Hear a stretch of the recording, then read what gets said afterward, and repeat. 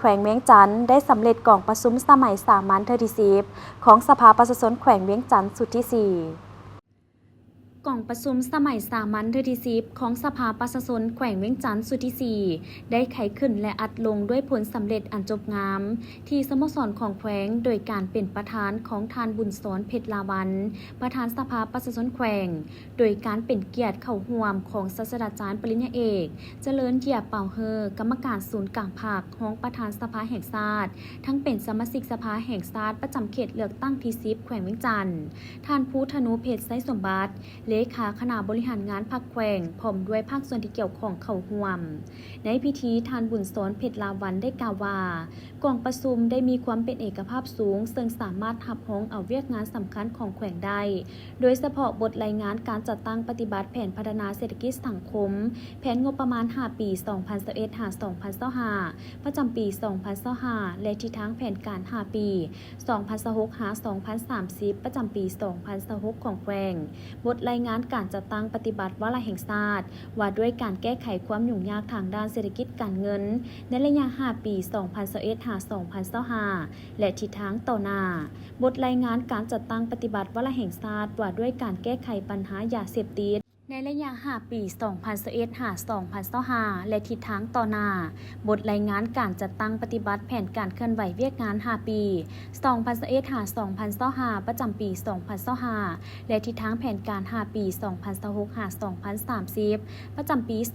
2026 บทรายงานผลการกวดกาผลการกวดสอบปี 2023 ขององค์การกวดการัฐแขวงบทรายงานการจัดตั้งปฏิบัติแผนการเคลื่อนไหวเวียกงาน 5 ปี 2021-2025 ประจำปี 2025 และทิศทางแผนการ 5 ปี 2026-2030 ประจำปี 2026 บทรายงานผลการกวดสอบบทสรุปขาดตัวการจัดตั้งปฏิบัติแผนงบประมาณแห่งรัฐของแขวงประจำปี 2024 ขององค์การกวดสอบประจำภาคกลางบทรายงานการจัดตั้งปฏิบัติแผนการเคลื่อนไหวเวียกงาน 5 ปี 2021-2025 ประจำปี 2025 และทิศทางแผนการ 5 ปี 2026-2030 ประจำปี 2026 ของศาลประชาชนแขวงบทรายงานการจัดตั้งปฏิบัติแผนการเคลื่อนไหวเวียกงาน 5 ปี 2021-2025 ประจำปี 2025 และทิศทางแผนการ 5 ปี 2026-2030 ประจำปี 2026 ขององค์การอัยการประชาชนแขวงบทรายงานการจัดตั้งปฏิบัติแผนการเคลื่อนไหวเวียกงาน 5 ปี 2021-2025 ประจำปี 2025 ของสภาประชาชนแขวงสุดที่ 4 เวียกงานจุดซุ้มฮอดกล่องประชุมข้างปฐมฤกษ์ของสภาประชาชนแขวงสุดที่ 5 และแผนการเคลื่อนไหวเวียกงาน 5 ปี 2026-2030 ของสภาประชาชนแขวงสุดที่ 5 พิจารณารับร้องเอาหนังสือเสนอของฐานเจ้าแขวงเกี่ยวกับการขออนุมัติรับร้องการสั่งตั้งตาแสงอยู่ 11 เมืองทั่วแขวงเวียงจันทน์ฉบับเลขที่ 246/จขวจ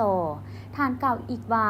กองประชุมได้สำเร็จตามจุดประสงค์และคาดหมายที่วางไว้แม่นขีดหมายสำคัญและมากผลรวมยอดของการเสริมขยายสติปัญญารวมหมู่การประสานสมทบอย่างกลมเกลียวแต่หัวทีระหว่างสภาประชาชนแขวงกับองค์การปกครองแขวง